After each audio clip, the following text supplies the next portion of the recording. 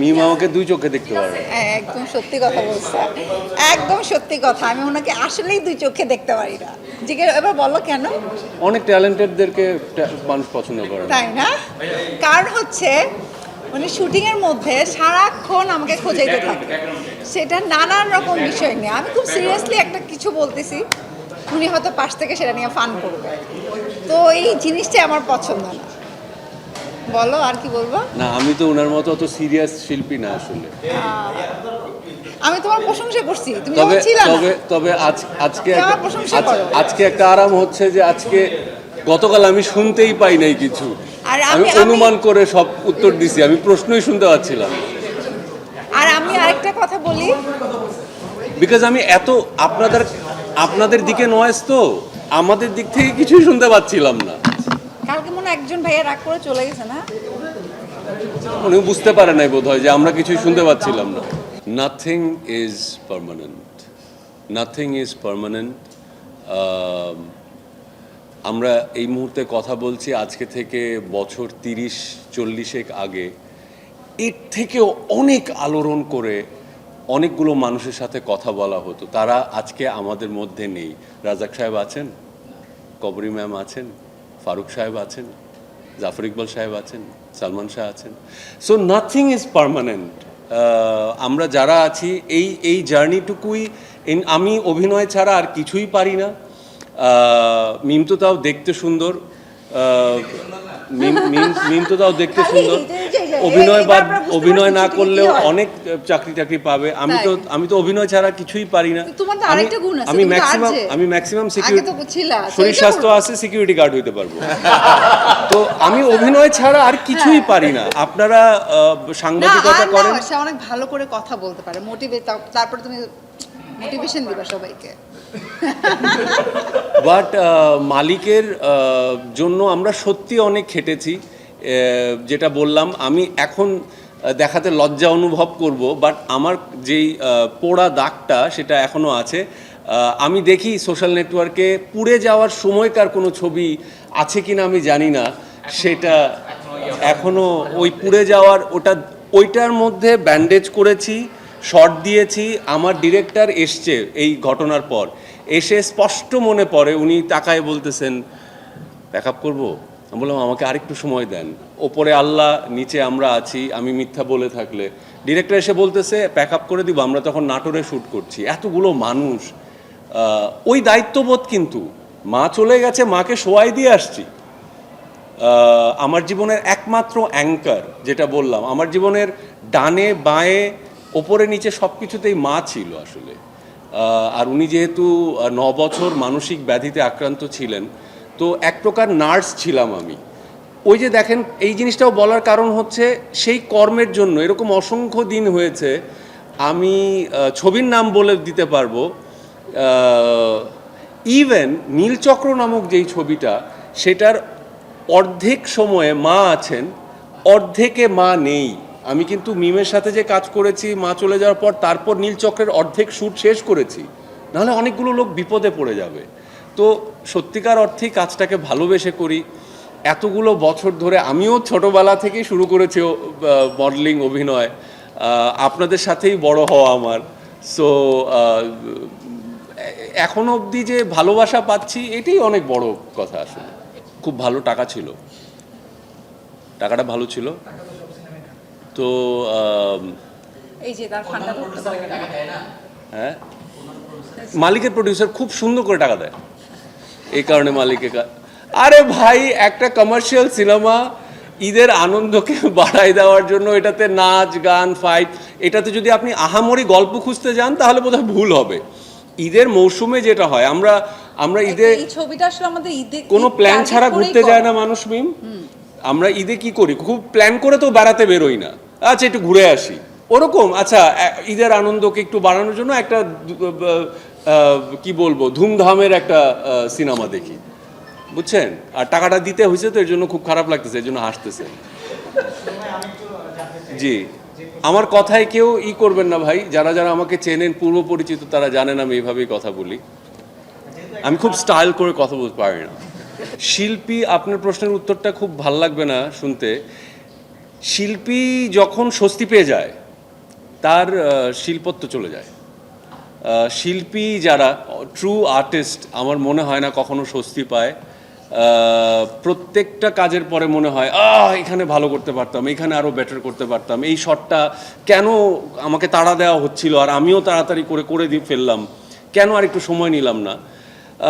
স্বস্তির কথা যদি বলেন একেবারেই না, বরঞ্চ এই 2 দিন 3 নম্বর দিনে দর্শক যেই ভালোবাসা দেখাচ্ছে উল্টোটা হয়েছে, আরও একটু দায়িত্ব বাড়লো, আরেকটু দর্শকের দায়িত্ব আরেকটু বাড়লো যে এরপরে আরও বেশি টাকা নিব ছবি করতে আর কি।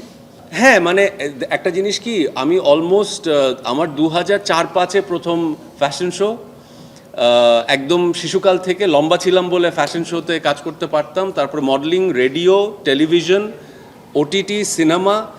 অনেস্টলি একটা কথা বলি, এই কথাটাকে অ্যারোগেন্স হিসেবে নেবেন না, আমার মনে হয় আমি নিজেকে আর প্রমাণ দেওয়ার প্রয়োজন আছে বলে আমি মনে করি না। আমি এনাফ প্রমাণ দিয়েছি আমি কি পারি, মানে ছুঁয়ে দিলে মনের মতো রোম্যান্টিকও পারি, ঢাকা অ্যাটাকের মতো অ্যাকশনও পারি, মিশন এক্সট্রিমের মতো 6 প্যাকও পারি, জ্যাজ সিটির মতো একটা ভিন্ন ভাষার কাজও পারি। আমি কি পারি সেটা আমি প্রমাণ দিয়ে ফেলেছি। এবার ইন্ডাস্ট্রি যদি আমার কাছে না আসে, আমি ইন্ডাস্ট্রির কাছে যেতে পারবো না, এনাফ প্রমাণ দিয়েছি। আর বোধহয় আমার কিছু আর প্রমাণ দেওয়ার নাই আসলে, আর কি প্রমাণ দেবো আসলে। অনেক শিখেছি ভাই, আমি শিখছি, আমি শিখতে ভালোবাসি, এখনও শিখছি। যেটা বললাম যে এই ছবিতে আমি জানি যে আমি কোথায় কোথায় দুর্বল, হয়তো বা অভিনয় সবসময় একজন অভিনেতা ভালো অভিনয় করে এরকম না। আমি এটাই বলবো যে আমি শিখেছি, ডিপ্লোম্যাটিক লাগতে পারে বাট বিশ্বাস করেন শিখছি। এবং নিজেকে একটা জিনিস কি জানেন, সর্বশ্রেষ্ঠ কখনোই বলতে চাই না বা ভাবতে চাই না, কারণ সর্বশ্রেষ্ঠ হয়ে গেলে এরপরে আর কোনো কিছু পাবার নাই। আপনি বুঝতে পারছেন? আর মগ ডালটা না খুব একলা থাকে, তো আমি মানুষের মধ্যে থাকতে চাই।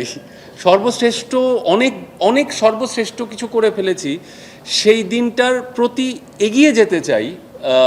সর্বশ্রেষ্ঠটা সবসময় দূরে থাকুক এটাই চাই, যাতে করে আমি সবসময় নতুন কিছু করার একটা প্রয়াস থাকে আমার ভেতরে। অবশ্যই অনেক ভালো লাগছে, ওটাই বললাম যে অনেক লম্বা একটা গ্যাপ, মানে 2 ইয়ার্স, এটা আমার জন্য অনেক লম্বা। এবং যেই পরিমাণ দর্শক আসলে আমার কাছ থেকে কাজ দেখতে চেয়েছে ওই পরিমাণ আমি দিতে পারি নেই। তো আমাদের এই প্রজেক্টটা আসলে যখন যেটা আমি আগেরবার বলার সময় মিস করে গিয়েছিলাম, যে এই প্রজেক্ট যখন এসছে ফার্স্ট ছিল যে ঈদের প্রজেক্ট। তো আমার পরে মনে হলো যে সবারই তো একটা মনে হয় যে ঈদে কাজ করার একটা শখ থাকে। তো তখন মনে হলো যে না, সব কিছু সুন্দর, ঈদে আসবে, তো ওই ভালো লাগা থেকেই যে না একটা প্রজেক্ট কাজ করি। তো কাজ করার পরে ফার্স্ট ট্রেইলার যখন বের হলো, আমি এত এত এত রেসপন্স পেয়েছি, মানুষজন আমাকে ফোন করে অনেক ডিরেক্টর আমাকে ফোন করেছে, অনেক কো আর্টিস্ট আমাকে ফোন করে বলেছে যে তোমার লুকটা অনেক সুন্দর। আমার নাম্বার কারো কাছে নাই নাকি, বাট আমাকে দিয়েছে। তো ওই তারপর থেকে হয় না যেটা ভালো লাগা কাজ করে যে না অ্যাটলিস্ট তাহলে আমি যেটা চেষ্টা করেছি যে ডিফারেন্ট একটা রোল। না আমার কাছে বিষয়টা ওটা আরিফিন শুভর জন্য রাজু না, বিষয়টা হচ্ছে যে এখানে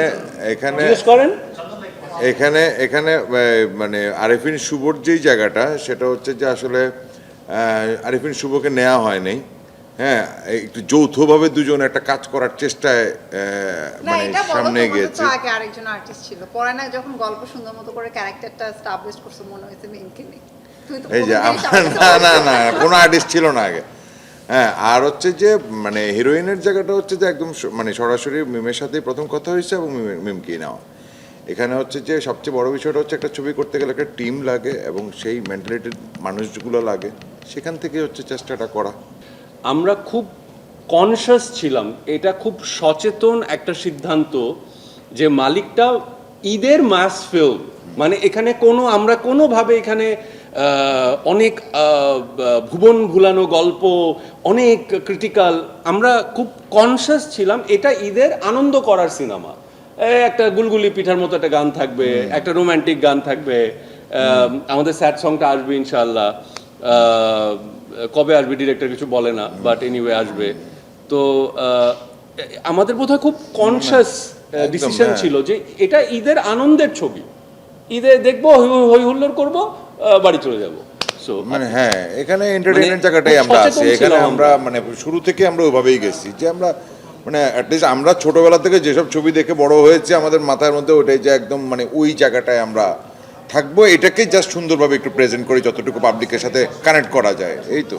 আমাদের শো সোফার হাউসফুল যাচ্ছে এবং খুব সাকসেসফুলি যাচ্ছে। শুভ ভাই এবং বিদ্যা সিনহা ম্যাম ওনাদের দোনোজনের অ্যাক্টিংয়ের এবং ডিরেকশনের আন্ডারে আমাদের হল মালিকদের সাথেও কথা হচ্ছে, রেগুলার কনস্ট্যান্ট কথা হচ্ছে এবং শো বাড়ানোর জন্য যে প্রস্তুতি এবং কথাবার্তা আমরা একই সাথে এটাও চালাচ্ছি এবং এটাও আমরা হোপফুল ইনশাল্লাহ সেকেন্ড উইকে এটাও বাড়বে। এবং এটা শুভ ভাই যে বলছিলেন ওরাও বলছিলেন যে এই সিনেমাটা একটা প্যাকেজ নিয়ে আসছিলাম, not for only one generation. আমরা চাচ্ছিলাম সবাই মিলে ঈদে একটু মজা করে যেন সিনেমাটা দেখতে পারে, এনজয় করতে পারে অ্যান্ড সবার এবং আলহামদুলিল্লাহ আমরা সাকসেসফুল।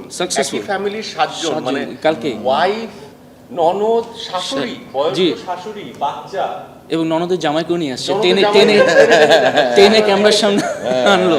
মানে এটা সত্যি আমাকে অনেক অভিভূত করেছে যে আলহামদুলিল্লাহ এটাই চেয়েছিলাম যে ঈদের মৌসুমে যেটা হতো না আমাদের ছোটবেলায় যে ফ্যামিলির সবাই মিলে চলো একটা সিনেমা দেখতে যাই, এবং এটা ফ্যামিলির সবাইকে নিয়ে হই হুল্লোড় করার মতো সিনেমা। এবং আমরা কিন্তু এই সিনেমাতে অনেক কিছুই রেখেছি সবার জন্য, ড্রামা, অ্যাক্টিং, অ্যাকশন, লাভ, রোম্যান্স, মিউজিক।